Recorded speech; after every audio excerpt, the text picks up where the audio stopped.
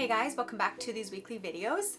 In this video for today, I wanted to share with you guys a message that I derived from a message that I heard the other day, and it really spoke to me, and I want to share it with you guys because I'm hoping that someone listening to this will be able to relate.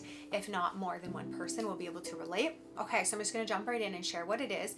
I don't know if anyone here has heard of the movie The Shack or the book The Shack, but basically I've been watching with my parents different teachings from the author of the book The Shack, which is also a movie. So it's William Paul Young, or Paul Young, and basically he has a bunch of teachings. I think that they're on YouTube and they're somewhere else as well. I was watching on YouTube, and there's one particular message that I wanted to share about today. So I have to share with you guys just quickly in a nutshell part of his story to explain where this is going. But basically he's sharing in this teaching his own life story about how he always, basically how his life was essentially like a web of lies, and how he always put this facade on. He would come across basically as this like well-rounded, like respectable, witty, charming, funny, I don't remember all the other terms that he used, like godly man who was like heavily involved in the church and leading in the church. I don't remember the exact position, but basically that he was like inside completely broken, had suffered a lot of trauma and was just completely tormented inside. And he was sharing about how like he would pass by these train tracks, and when they were really loud and the wind was really loud and he knew that no one could hear him, he would just like scream from the top of his lungs and just be screaming basically, and like, you know, from all of the emotional pain and everything that was going on inside. And then he would show up to his meetings and just be normal, just be himself. And again, it was this facade, and he was sharing about all these lies throughout his life, having an affair on his wife and all of these things. And he goes through the whole story, and then by the end of it, he's sharing about how at the end of the day, this facade that he put on, that everyone else, you know, whether they loved or they didn't, but this facade that he put on, that what he realized is that God never loved that facade. He actually loved the real him, the broken him, the shack, as he calls it. He loved all of the brokenness within him and just like his authentic self, because that's who he really was.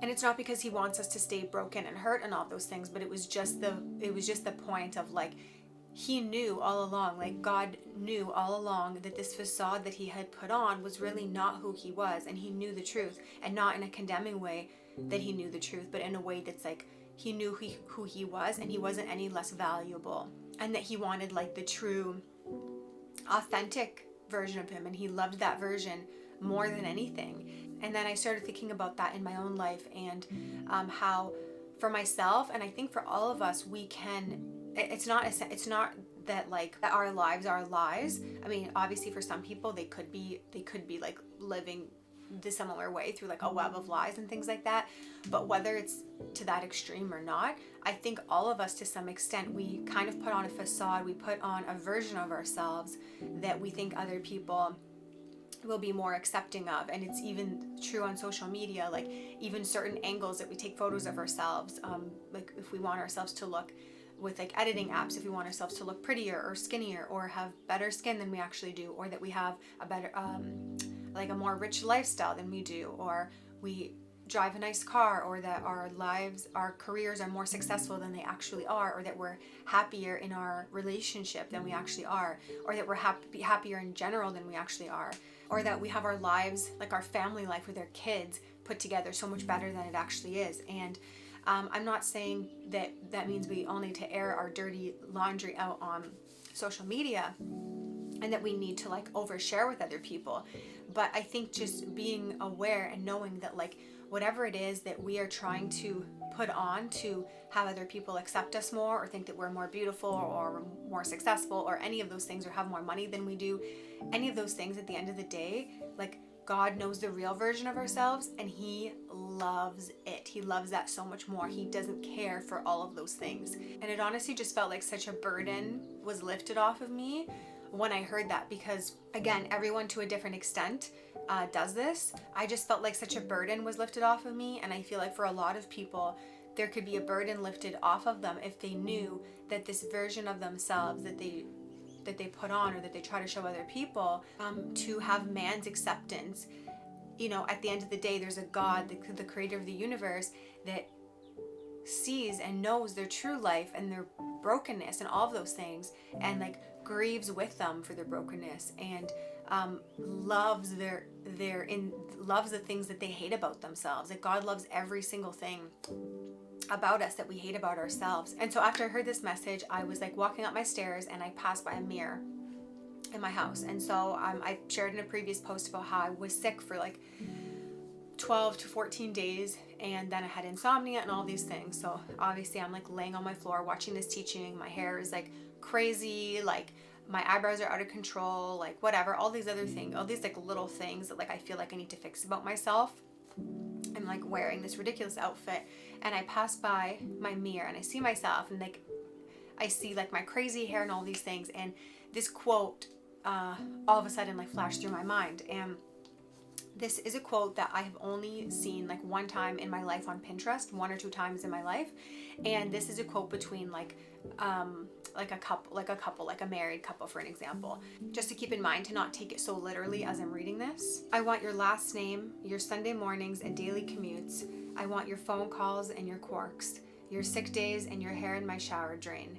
I want your laugh, your arms around my waist when I walk by, you can't let me by. Your eye contact, your smile. I want to find your lost keys, do your laundry, make your coffee the way you like it. I want the other side of the bed to be yours, our fingers intertwined. I want your silences, your internet history and your electricity bills. I want your twisted past and your convoluted future. So not to take that so literally, but that quote just like popped in my mind as I walked past my mirror, and I thought like how that's how God sees us, and that's how he was speaking to me in that moment.